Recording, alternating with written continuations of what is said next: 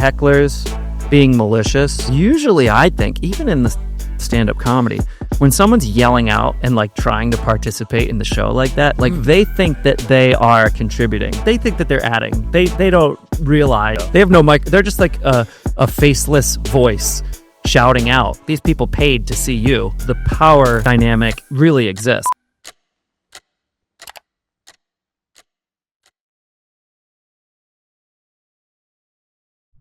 Okay, guys, Mat Franco here today. Let's go, man. How you doing? You're doing well. I know that. You too. Nice to see you. Yeah, just won Magician of the Year. Yeah, that's right. Yeah. Good year for you, huh? It has been good so far, but we're just getting started. Nice. What's exciting this year for you? What do you got planned? 10-year anniversary of the show coming up in just a couple of months, so that's kind of crazy. Wow. Don't know exactly what we're going to do for it yet, to be honest, but it's exciting. Not a lot of shows make it that long. Right. 10-year residency. And honestly, it just gets more fun and just gets better. I love doing it. What would you attribute the longevity, the success of that to? I don't know what the secret sauce is, to be honest. It's kind of a lightning in a bottle thing, and I just do my best to keep that bottle shut, keep that lightning going. I think the truth is, though, always reinventing, always keeping it different, always staying present in the moment. I love that. How much has the show changed since the first one in 2015? So much. Yeah. Yeah, I'd probably cringe if I were to watch the opening night. Heck, I might even cringe if I watched like 2 months ago. It's hard for me to like watch myself perform. Are you hard on yourself? Yeah. I think, we can all be our own worst critic, but I think it's changed regularly. It kind of has had a few different lives since the opening. We revamped it heavily during the pandemic. We revamped it again just 2 years ago, and now my notebook is full of ideas for whatever the next iteration of it is. So always kind of keeping it flowing, keeping the hits in, and then adding new stuff. What's the hardest part about the show? I don't know that there is a hard part per se, because this is what I signed up for. This is what I grew up wanting to do. If I didn't enjoy doing it, I think everything about it would be hard. But I think the fact that I enjoy it, it really, it's tough to take for granted. Good answer. It's that famous quote, like, if you enjoy what you do, you're never working. Yeah. And don't get me wrong, there's a lot of time taken up and a lot of devotion to it, but it's enjoyable. Yeah. The hard thing now is work-life balance, because I got a couple of kids, a newborn and a 2-year-old, so the work-life balance makes it interesting. But we do the best we can. Kids and 5 animals. Yes. 4 dogs and a cat. Yeah, that's right. We've got a house full of rescues. How much does that cat get bullied in that house of 4 dogs? The cat bullies the dogs. Really? Yeah. Wow. Yeah, we had the cat before all of them. Okay. So he's kind of like the alpha in a way. Yeah, I love cats. My fiance is allergic. Oh, really? Else I would have had at least 3. Yeah, I think I'm also allergic, but it is what it is. Well, you're allergic to rabbits. I know that. Right? Yes. I think anything with short fur like that, but yeah, I'd take the Claritin if I need to, not an ad. Yeah. Even dogs, though? I think certain ones with like shorter hair, yeah. But I've had dogs my whole life, so I just kind of... I haven't had an allergy test since I was like a teenager, but back then, I don't know how they do it now. They poke your shoulder with like a shot almost, and then prick. Yeah, they basically, whatever you're allergic to, they all kind of bubble up, and all of mine bubbled up. Dust, dogs, cats, everything. So, but that was a long time ago. So it probably changes coming out to Vegas. Yeah, who knows? We get another one. Yeah. First time I got allergies was in Vegas. Do you take something for it? Nah, I'm trying to be natural. Honestly, It's a controversial take these days, but yeah, I try to be like just holistic. Good for you. Yeah, but I know like the local honey works on some people. Yes, I've heard about that. Yeah, I gave that to my dog because my dog, we took an allergy test. He's allergic to palm. What are the trees? The palm trees here? I think they're palm trees. Ones. I just call them palm trees. Yeah. He's allergic to those. Okay. And we have 50 at my house. Wow. So he was just shitting everywhere. And it worked though? I think it worked. There you go. It's the magic potion is the local honey then. Yeah. He loves to swim. Yeah, I love dogs, man.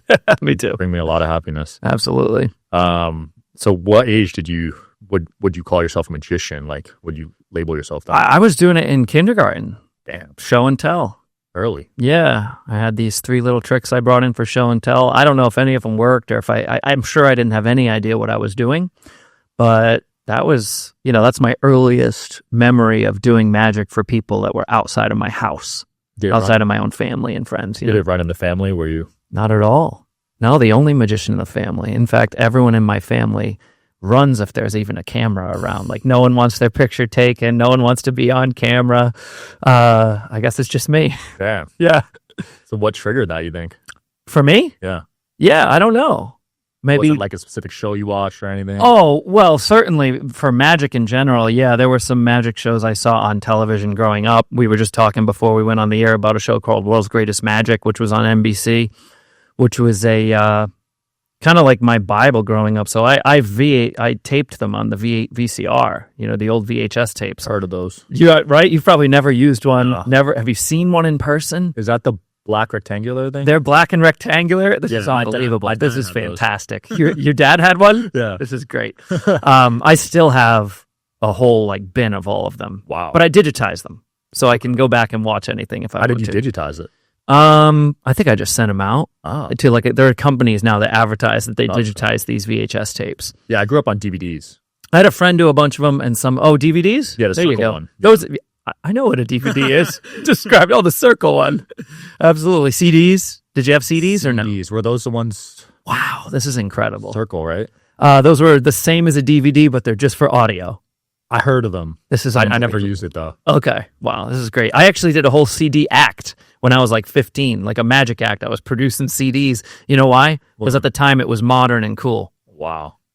Yeah, those went away pretty quick, right? Yeah. Hey, yeah, that act wouldn't age well, but it is what it is. What replaced the CD? Was it the iPod, or was that way after? Yeah, no, MP3 players. MP3. There was probably something called a Zune in between there. Yeah, I don't know. I'm not really an early adopter, so I don't remember the exact order, but after CDs was some kind of MP3 players popped in. So iPods are where I started. Oh, gotcha. Yeah. Okay. And it was the one with the circle. You had to use your thumb and. Yeah. Yeah. Well, I remember. That was the first generation, right. I think. Yeah. So that's what I started with. Then they became touchscreen. Gotcha. And then I got the iPhone. Well, I don't think you missed anything. The MP3s don't skip. The CDs would actually skip. Like if you try to go running. So you could have skipped a song. Not skip. It would. You don't even know what skip means. Oh my God, this is crazy. Yeah. So the music would be playing like this, and while you're running, it would just go, and it would stop, and then start playing again. Oh, that's annoying. Yeah, really annoying. What caused it to do that? Any movement at all. Oh. Wow. I hope some of your listeners can really appreciate what I'm saying here. I really do. Can't relate to that. Fantastic. Well, everything evolves, right? Magic's come a long way. It has. Yeah, I think magic evolves pretty quickly. Yeah. Yeah. I want to talk about your AGT run. Sure. What was the mindset going into that? And the mindset was, let me get some TV footage. I had never done TV before. I was performing primarily on college campuses. And I knew that I'd book more gigs across the country if I had some TV credit. So I was just hoping to get put on for one round or even just 30 seconds or on TV, and then I could use that in my promo material. That was the goal. Wow. And next thing you know, I kept getting voted through to the next round and the next round. So, I started taking it each round more seriously as it progressed because I didn't think I actually had a chance to win this thing. And then just kept getting voted through and had to kind of outdo myself week after week. So it was really a daunting task. Probably psychological torture is the best way to put it. Yeah. That's because it's this mix of reality television and it's a competition show and it's this, it's theatrical in a way because it's live on stage in front of thousands of people, not to mention millions at home. So really a difficult environment to thrive in for many. But now it just feels like home because I've been, going and doing it for 10 years. Yeah. Yeah. The stakes are high, right? Yeah. You mess up, you're out. When you're competing on the show, the stakes are very, very high. And honestly, even just going on to do guest spots, it's live in front of millions of people. So, the pressure's always on. You got to bring your A game. Wow. But I like that. Yeah. So you had no idea you'd make it that far. That's crazy. I didn't, at that time, no magician had won before. Right. So I really didn't think it was possible for a magician to win.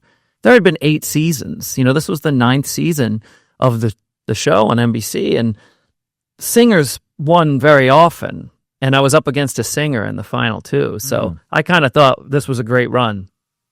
Oh, you were calling it quits at second place? Yeah, not quits, but when you're up there and you see who the other act is and there's nobody else left standing, and you know how many singers have won, 80% singers winning for the first 8 seasons, you go, oh, okay, well, this was fun. And then they call your name, and it's hard to put into words the rest. Wow. Yeah. Who was the singer? Emily West. Yeah, out of Tennessee, I believe. Yeah, she was. She is an amazing vocalist, and she had amazing tracks on there. Yeah. And then a few magicians won after you won, yeah, right? yeah, I think a couple. Shin yep. and Dustin. Yeah. Yeah. Yeah, so it's great. I mean, The Tri-Light from Therasage is no joke. Medical grade red and near infrared light with 3 frequencies per light, deep healing, real results, and totally portable. It's legit. Photo biomodulation tech in a flexible on-body panel. This is the Tri-Light from Therasage, and it's next level red light therapy. It's got 118 high-powered polychromatic lights, each delivering 3 healing frequencies, red and near infrared, from 580 to 980 nanometers. It's sleek, portable, and honestly, I don't go anywhere without it. I find that, once you make it over here to Vegas, those who were your competitors become your community, right? Yeah. So I've done great collaborations with Dustin, with Shin. Everyone's like pretty close. It's a small, the Magic community is so small, so it's cool. That, Even just growing up in Magic, you really do get to meet your heroes. That's cool. Which is cool. Who were your heroes growing up? Lance Burton was a big TV and Las Vegas magician. He had a show at the Monte Carlo for a number of years.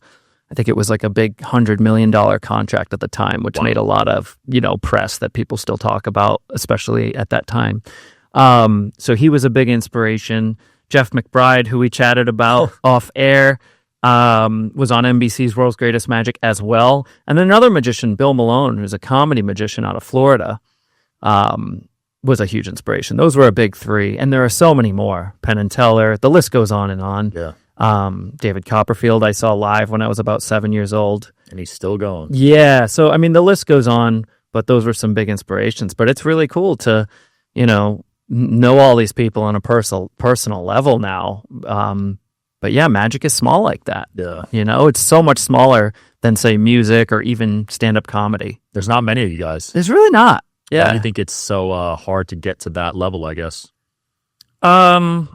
Well, I think it's just more of a niche, so less people are exposed to it. Like music, you're exposed to inevitably. Right. You heard music maybe in the car on the way here, whether you turned on the radio or not, right? Or streaming or whatever it is. You know what a radio? Radio. Yes, just making sure. My dad used to find the stations. My dad again. I never dealt with them. You go into, you know what a Target is? Target? The store. Oh, yeah. Well, I don't know. I figured you just order on Amazon, right? No, but you walk in, jokes aside, you walk into like a store, you hear music. Magic is not readily available. You kind of have to seek it out. It's not on TV constantly, right? It's not all over streaming platforms. So you kind of have to seek it out. So I think less people are exposed to it, less people are involved in it. And if it's not easy to you right away, you probably give it up. Or let's say you do a trick and it doesn't work. That might be the end of your magic in your head, right? You might be like, all right, I'm good with that. So yeah, I think it's just a smaller niche. Were you naturally good at it at first, or did you develop it? I don't know if I was naturally good at it, but I think I took to it pretty quickly.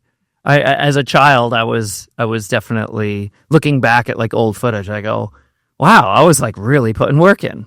So the work ethic is what got you to where you're at, you'd say? I think tenacity over everything, right? Over natural talent, over connections, over most other things, I think is just drive and not giving up. Yeah, that's the one thing you can control. I always tell people. Yeah. Your effort. Yeah. And I think just not giving up maybe takes you further than all those other things. It's great to have a combination of all of those things, but I think the most important one is to keep driving. Were you ever close to giving up at all throughout the journey? Never. Not even a little bit? I don't think so. Wow. Yeah. No, I had a laser focus from the very beginning. Well done. Yeah. I went to college, studied business, marketing in hopes of like using that to support the magic habit, as I've said many times. And immediately when I finished college, I started doing it full time as best I could. That's smart, because a lot of the most gifted people, whether it's magic or sports, aren't necessarily the most known. So to have that marketing background is pretty smart, I'd say. Yeah. I mean, look, it's show business, and business is the bigger word. Right. So you got to make sure you focus on that side of it as well. Yes. You know the importance of getting yourself out there. Yeah. And that's how that's the big shift that happened, right? Like once AGT happened and coming to Vegas and all that. Before, I was spending 90% of my time doing the business, and I got to spend a little bit of time doing art, doing the show and creating. And now that's flipped, where, I can focus the vast majority of my time on the stuff that I'm really passionate about, and, have the business handled by an amazing support system that I've sort of built over the past decade. Nice. Yeah. So it sounds like you had no plan B. You were all in on this. Yeah. That's exactly right. It's cool that you knew such a young age. Yeah. That's very rare. I know. I'm always shocked by how rare that is. Like most people are entering college or even leaving college if they go, like wondering, okay, what do I do now? Which I think is totally okay. Like I would totally agree that when you're in your 20s, you have nothing but time ahead. I'm 37 years old. It's not halftime yet, right? Like I think it's still the beginning for us. Nice. Yeah. I love that optimism. Yeah. Mm-hmm. Let's go. Mm-hmm. Just won Best Magic Show of the Year, right, in Vegas? Did we win that just now? What did we win? Last year? Probably, yeah. I think we won Best Headliner for the past 5 years in a row, something like that. We've won Best Magic Show, Best Family Show. I mean, you name it. There's all these crazy Vegas awards. I try not to take it all too seriously, but yeah, when you come here for when you spend 10 years here, you're bound to win some stuff. Yeah. So I'm just thankful that the local community has gotten behind it and supported. Love it. Yeah. What do you still want to accomplish at this point in your career? That's a good question. Honestly, I just like being able to share what I do for people. So as I develop new material, like musicians put out that next album, right? As I come up with new stuff, I just want to have platforms to be able to share it on and to reach more people. And at the end of the day, it's just about entertaining people and making people happy, right? Absolutely. Because everyday life, people can reach dark places. So I want to be able to pull people out of that, even for just a moment. I love that. I'd love to see you and some other magicians at the Sphere. Oh, that would be cool. You guys can make that happen. That'd be sick. That would be wild. I never thought about that. I haven't even been to the Sphere. What? Yeah, I do shows like 6 nights a week out here in Vegas, 7 nights, no time 7 o'clock. Yeah, so no, I mean I do but oftentimes on my off nights or off weeks, the last thing I'm doing is like going to the Strip to see a show.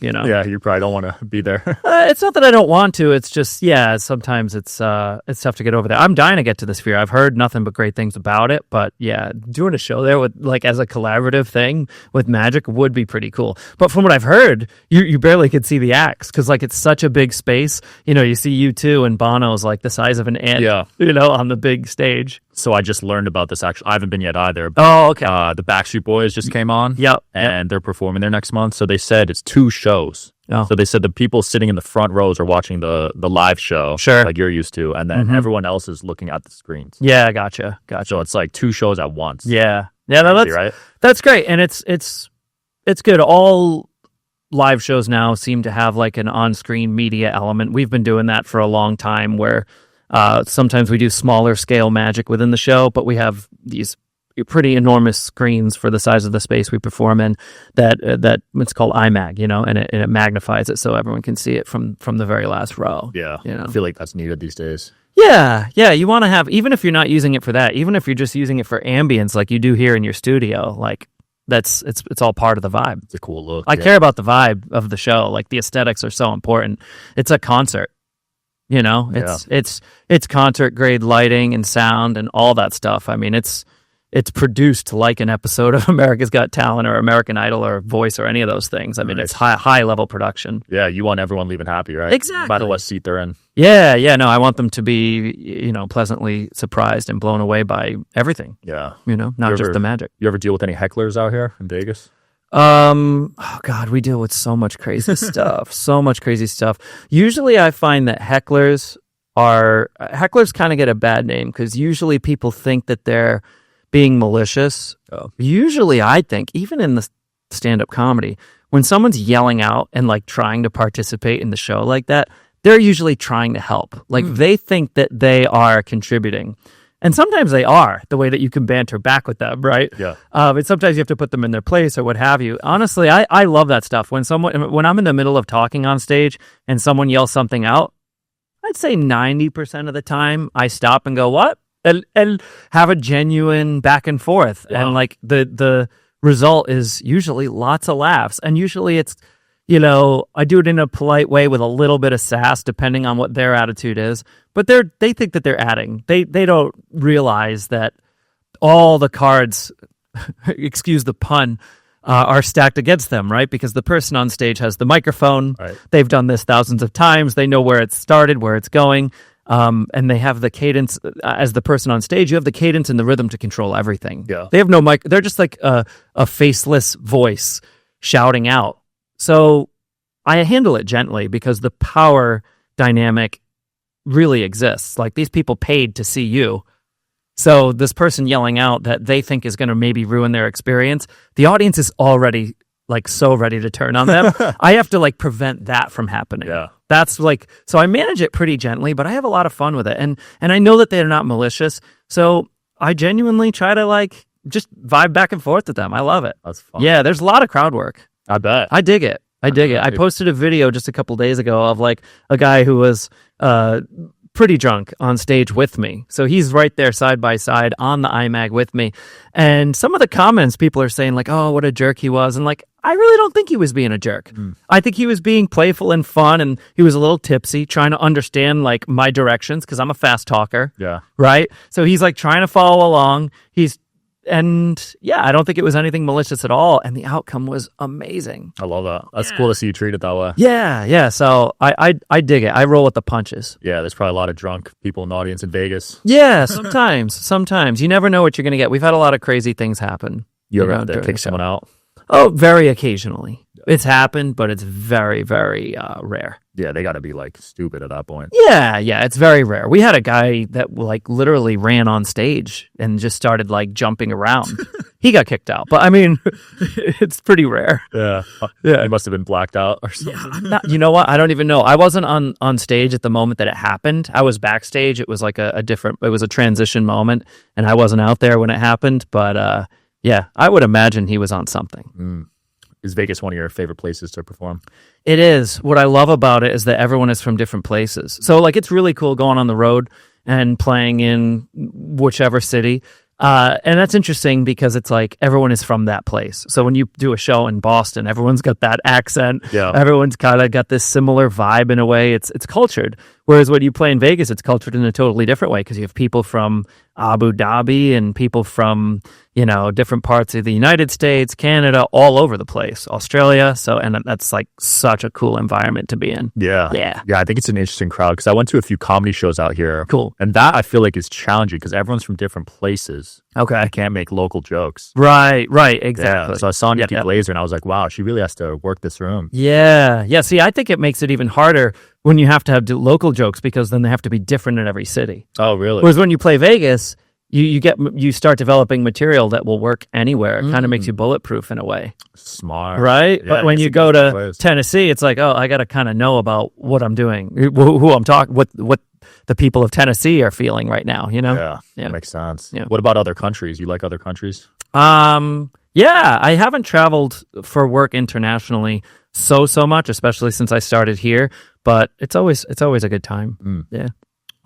You ever get dangerous or risky with the stunts or the tricks? Almost never. Yeah, no. I mean, I'm okay with like from a moral standpoint. I like the idea of like when something appears to be dangerous, but it's not. Like if you look at Penn and Teller do their bullet catch, right? And they've said many times it's 100% safe. Like there's no chance that they're going to get shot in the face, right? And I think that's cool. Like that to me is art. When you're actually putting yourself in real danger. That from a moral standpoint, I'm not sure how I feel about that. Okay. Right? Because now it's like, I don't know. That's not my area. So that's where you differ from like guys like Blaine and stuff. Absolutely. Or Evel Knievel, any of that stuff where it's like actual stunts where there is a chance of you hurting yourself. That I don't know how to look at that artistically, but I'm not a stunt guy anyway. Yeah. I like interactive stuff. I like visual stuff, and I don't like stuff that's too dark. Like for me, like I like stuff that's more in the tone of upbeat comedy. I like the stand-up comedy tone better than this dark, mysterious tone where you're, acting like you're this, special being. You know that magician vibe that I'm talking about? I got a really funny... Are you referencing Chris Angel? Not necessarily, but I mean, he certainly would fall into that genre. Yeah, there are many, I had my friend and I, first time in Vegas, I go to the dispensary. Weed is legal here. Sure. Not where I grew up in Jersey. So we get edibles. I'm like, yeah, let's go to a magic show tonight. Okay. He says Chris Angel. I'm like, I never heard of him. Let's do it. Okay. So we eat the edible. Oh, boy. Oh, my God. I walk in the room. We're late. Okay. So I'm in the middle and just pitch black. There's crows flying around. Chris is on stage, like doing his thing. Yeah. And I left. I couldn't handle it. Oh man, I didn't even see Sorry to hear that. Yeah. Sorry to hear that. I thought it was just a typical magician with the bunny in the hat type Gotcha. of thing. Yeah, not too many of the traditional bunny in the hat magicians exist like at this level in Vegas. Yeah. Well, you will find that 8 years ago, but yeah. Sure. No, but I mean, even then, Oh, really? like, I don't think so. Yeah, even when I came here 10 years ago, you weren't really going to survive here unless you were really doing something different. So, like, maybe that wasn't your cup of tea, but I think you got to bring something to the table that's different. That's true. So, like, the whole tuxedo, bunny and hat thing, I think is pretty long gone now. I could see that. Yeah, so I hope to be a small part of that shift. Yeah. You know? But yeah, that wasn't my vibe at all. So I can agree with you on that. There you go. We all got our own preferences. There's so many verticals of magic. Verticals? Like different forms of magic. Oh, yeah, it's totally true. Yeah, and people know that now, which is cool. Back like 10, 15 years ago, I don't think people knew there were genres of magic, but I think because of like social media and different ways magic has become popular, people start to see that there are different styles. Just like there's country music, there's hip-hop, and magic, you have close-up magic, you have mentalism, you have visual stuff, you have stage magic, right? You have all these different things. So I like that people are starting to understand that. You have social media magic, which is a whole different genre, right? Some people have become, developed massive followings just from that alone. So it's cool, man. I dig all of it in a way. It's cool. Yeah. Do the guys that expose the tricks annoy you on social media? I'm going to get flack for this. Not at all. It just doesn't. I don't think it's important. Really? Yeah, I personally would never choose to do it myself. It's not my style.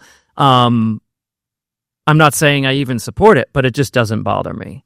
I don't think that it causes the harm that people think it does.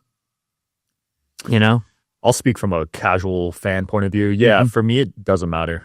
It doesn't. And I think we need to get past the idea that like learning the secret ruins the trick, because it doesn't, man. I've been studying this stuff for 3 decades now.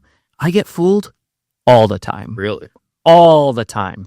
So like the fact that I can study it as closely as I have and still be fooled regularly, do you really think it's going to ruin your experience of magic watching a 20-second TikTok on how one trick might be done if it's even accurate? Yeah. You know what I mean? Like, I don't think so. I've seen so many of them and I'll forget like how it's done. Everyone forgets. Yeah, and like I could learn something and then I could see something in that same method used in a different context and still be fooled by it. Our brains are human. Like they all work. My brain works the same way yours does in a lot of ways, and it's involuntary. Just the same way when you laugh, it's involuntary. Our brain takes shortcuts, and magic takes advantage of those shortcuts. It's trying to explain it succinctly here, but like if it fooled you then, it's going to fool you again later if you see it in a different context and don't recognize that method. So I don't think they're particularly harmful myself. I agree. Yeah. When you get fooled nowadays, do you go home and look it up, or what do you do? Usually not. Yeah, no, I generally don't. I generally enjoy being fooled, and I just kind of take it for what it is. I go, wow, that's great. I'm impressed.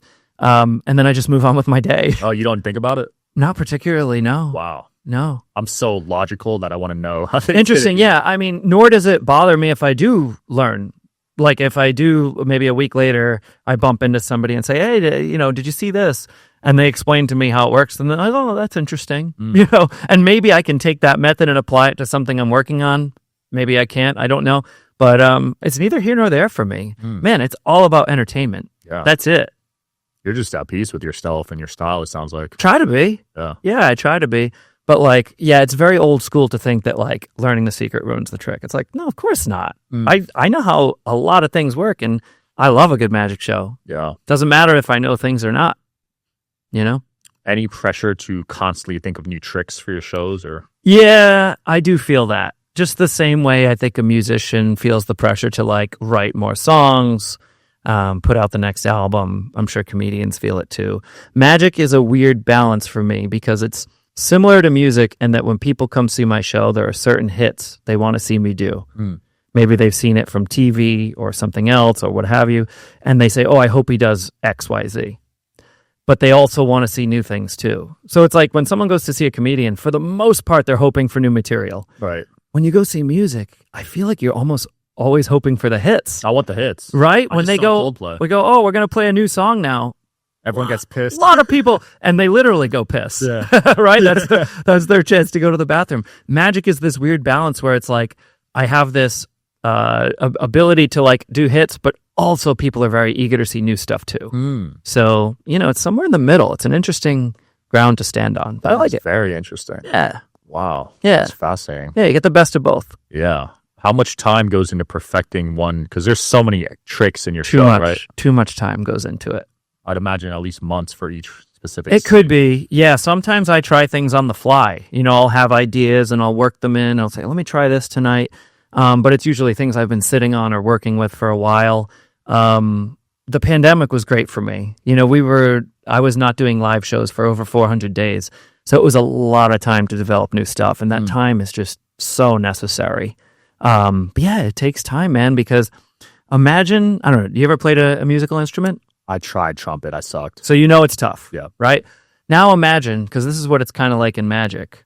You don't just have to learn to play the trumpet. You kind of have to like invent the trumpet first and then build it or have someone build it and design it with you, or if not, do it yourself. And then you have to learn how to play it, right? Because magic often involves props. Right. But if you come up with an idea that you want to do something with some crazy prop that doesn't exist, you now have to build that prop, figure out how to use it, learn how to use it, and now come up with a presentation that also makes it entertaining. So it's like an added layer of work that goes into it. It's not just like you pick it up and do it. Right. I just watch a YouTube video. You can with certain things, right? But like for the most part, when you're creating bespoke magic, it's the process is long. Even just to learn a card trick, man. The sleights and the toolbox of things you need to learn to be able to navigate those waters. It's a lot, but it's so much fun. So much fun. What was the hardest trick to master for you? Gosh. That took the most time. That took the most time. That's crazy. There's a thing I do in the show called card manipulation, and it's like a stage act where your hands are empty and you're it's like this artistic visual display. There's no talking. It's only set to music. And I'm pulling these cards out of the air. They're appearing, they're disappearing. And it's a really high level in terms of skill thing. And you don't see it often these days. And very few people dabble in that realm. And that's stuff I've been working on since I was 7. And like till this day, I'm still kind of refining those skills. It's like playing guitar. Like you never really are done. Right. Card manipulation itself is like an instrument itself. There's so many details to it and ways. So that stuff I've been working on probably the longest. And then some stuff, it's just as difficult, but you don't have as much time. So for instance, like I did a thing in the streets with Neil Patrick Harris in New York City where I vanished from in the streets, turned into him. So we had passerbys coming, and we filmed this for TV. So I would just meet someone on the street, and I'd say, "Hey, some people say I look like Neil Patrick Harris. Do you think I look like him?" And they'd be like, "Not really," right? And then I'd say, "Look, there's a bus coming," and I'd point off into the distance, and they'd see like a tourist bus coming down the street. And then when they would turn back to me, I was Neil. No way. And I'm on the bus, a double-decker bus, and I'm on the top of it. And That's hilarious. We did this for real in the streets of New York City for real people. And, there was a lot of work that went into how we did that. I bet. Yeah. But we had to get it done quickly because deadlines, man. Yeah. So those street interviews and the street magic tricks are legendary. Yeah, absolutely. We've had a lot of fun doing stuff like that. I love those videos with the twins. Have you seen those? What do you mean? A twin will say, "Hey, how you doing?" And then they'll keep walking by. Yeah. And I think I have seen his things twin like brother that. will say, "Hey, This how you doing?" was basically like that, except I don't have a twin. Yeah, you don't. Yeah. Yep. Yeah, those are classic though. Mm-hmm. Have you adapted pretty well to the social media stuff?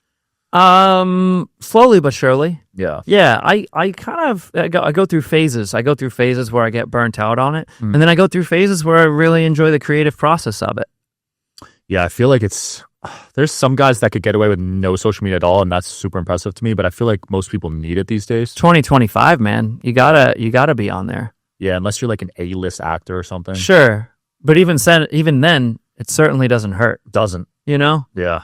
For whatever brand deal, this or that, or what's going on. Like, I think it's really, if you want to keep doing what you do, I think it's part of the game for any artist. There's been magicians and comedians that have built their whole career off Instagram or TikTok. Absolutely. Sell out shows. And you know what I say to that? Round of applause, man. Good for you. That's awesome. Yeah. Right? It was a lot harder when you were starting. No, I mean, look, it barely existed. You know, when I think I had Instagram back in 2000, whatever it was. But yeah, I think it's such an important part. So I dig it. I enjoy it. I enjoy being able to interact with people on there, and it's cool. Yeah. What's next for you, man? Where can people watch the show and keep up with you and all that? I am at the Link Hotel and Casino. It's a Caesars property right there on the Las Vegas Strip. And I perform at 7 o'clock on a nightly basis. We're there just about 6 nights a week. Find our schedule online. Get your tickets on Ticketmaster. The reviews don't lie, man. Come and see us. Let's go. Yeah. Can't wait to see it. Yeah, find me on the socials. It's at Mat Franco. Matt with 1 T, like a doormat, M-A-T. So walk all over me if you want to. You find me on all that stuff, whether it's TikTok, Facebook, Instagram, YouTube, the whole shebang. You can find us there, and that's where I'm at. Thanks for coming on, Matt. Oh, my pleasure, man. Thanks for having me. Check them out, guys. Check out the show. See you next time.